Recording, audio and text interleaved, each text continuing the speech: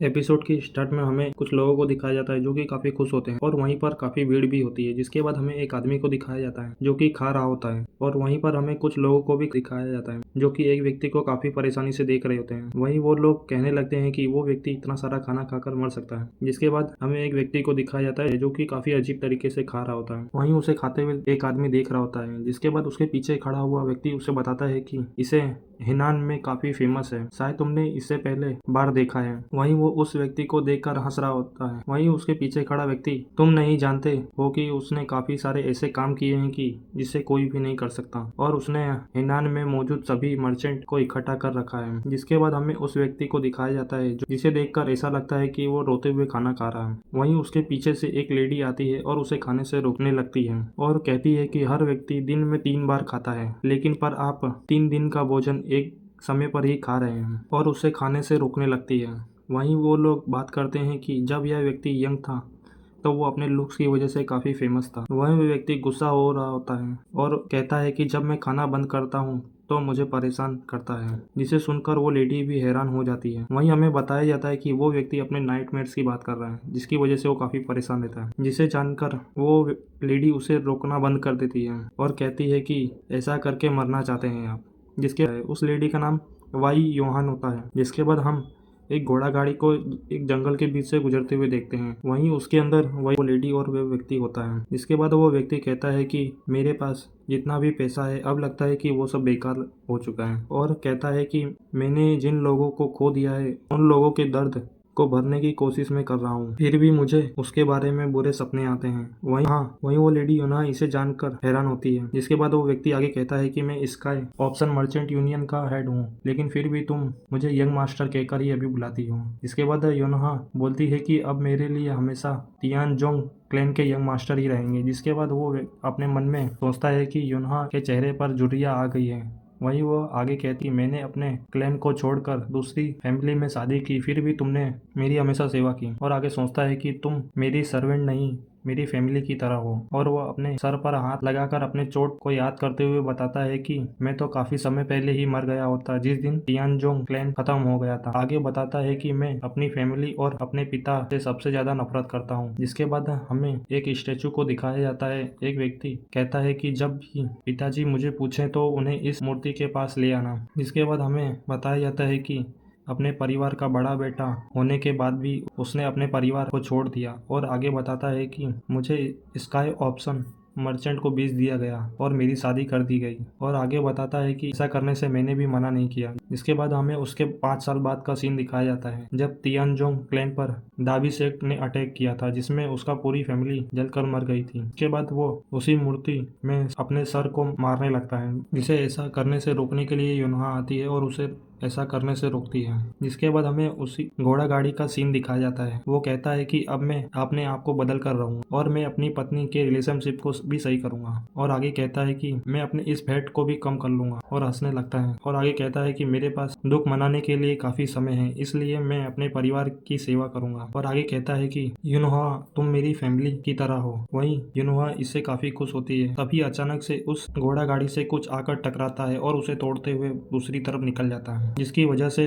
वो young master उस घोड़ा गाड़ी से बाहर आकर गिरता है। वहीं जो व्यक्ति घोड़ा गाड़ी से टकराकर दूसरी तरफ गया होता है वो एक पेड़ से जाकर टकराता है, जो कि काफी घायल होता है। वहीं उसके शरीर से काफी सारा खून भी बाहर आ रहा होता है। इसके बाद हमें दिखाया जाता है कि उस व्यक्ति का 3 मास्क पहने व्यक्ति पीछा कर रहे होते हैं। जिसके बाद वो अपनी शॉट से उसके ऊपर अटैक करते हैं, जिससे कि वो व्यक्ति बचने की कोशिश करता है और कहता है कि तुमने धोखा देने की हिम्मत कैसे हुई। एक मार्क्समैन वॉरियर कहता है कि इस तरह एक सबसे खतरनाक डिमोनिक मास्टर का अंत हुआ, और उसे गुड बाय मास्टर कहते हुए वो अपने मास्टर के ऊपर आखिरी हमला करता है, जिसकी वजह से उसका मास्टर काफी गुस्सा हो जाता है और अपनी पावर को रिलीज करते हुए उसे खुद से दूर कर देता है। वहीं हमें उसी यंग मास्टर को दिखाया जाता है, जिसे होश आते ही वो योनहा को देखता है और उसके पास जाकर उसे उठाकर देखता है तो वो उसे पता चलता है कि योनहा मर चुकी है, जिसकी वजह से वो काफी ज्यादा परेशान हो जाता है और जोर से चिल्लाता है। जिसके बाद हमें उसी डिमोनिक मास्टर को दिखाया जाता है जो कि घायल होता है और कहीं जाने लगता है, और कुछ दूर जाकर कहता है कि मेरा दिल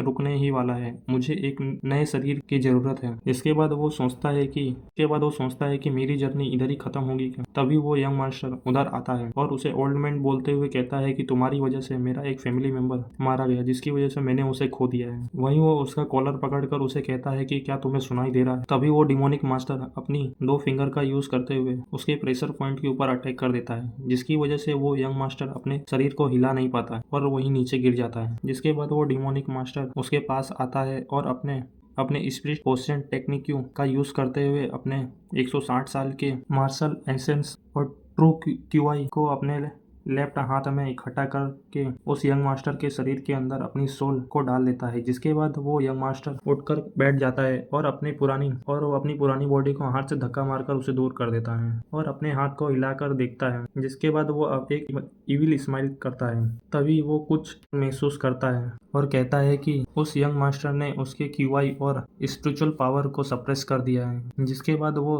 दोनों अपने स्पिरिट फॉर्म में आकर एक दूसरे से फाइट करने लगते हैं। वहीं उस फाइट में वो व्यक्ति यंग मास्टर को हरा लगता है। जिसके बाद वहीं उसके पीछे वही मार्क्स वॉरियर आ जाता है और कहता है कि तुमने बॉडीज को ट्रांसफर कर लिया है और कहता है कि आज तुम्हें मरना ही होगा। ऐसा कहते हुए वो उस यंग मास्टर की गर्दन के ऊपर अपनी स्वॉर्ड से अटैक कर देता है, जिसकी वजह से उस यंग मास्टर के मुंह से खून आ जाता है और उसकी उसी वक्त जान चली जाती है। जिसके बाद हमें एक अलग प्लेस का सीन दिखाया जाता है। जिसके बाद हमें एक व्यक्ति की आवाज़ आती है कि जो कहता है मेरा सर फटा जा रहा है और हमें एक व्यक्ति को दिखाया जाता है कि और वहीं वो व्यक्ति कहता है कि मैं कहाँ हूँ और कुछ पीते हुए कहता है कि ये तो मेडिसिन है। तभी उसकी नज़र अपने हाथों के ऊपर जाती है, जिसे वो देखकर काफ़ी हैरान होता है और ज़ोर से चिल्लाता है। वहीं उसकी आवाज़ सुनकर एक लड़की वहाँ भागते हुए आती है और कहती है कि यंग मास्टर क्या सब ठीक है।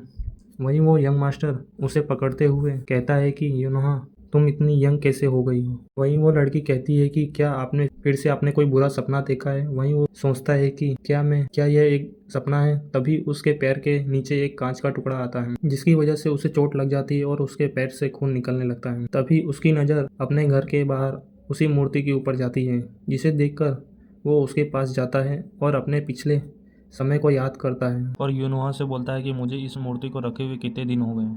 वहीं यूनोहा बताती है कि इस मूर्ति को रखे हुए 5 दिन हुए हैं और उस मूर्ति को पकड़कर अपने सर से मारते हुए तोड़ देता है और कहता है कि मैं पास्ट में वापस आ गया। और आगे कहता है कि मेरे पास अभी 3 साल का समय है जब मेरे क्लान खत्म हो गया था। और जिसके बाद वो काफ़ी गुस्से में कहता है कि मैं अपने लोगों और तियान जॉन क्लैन को मैं बचा कर रहूँगा।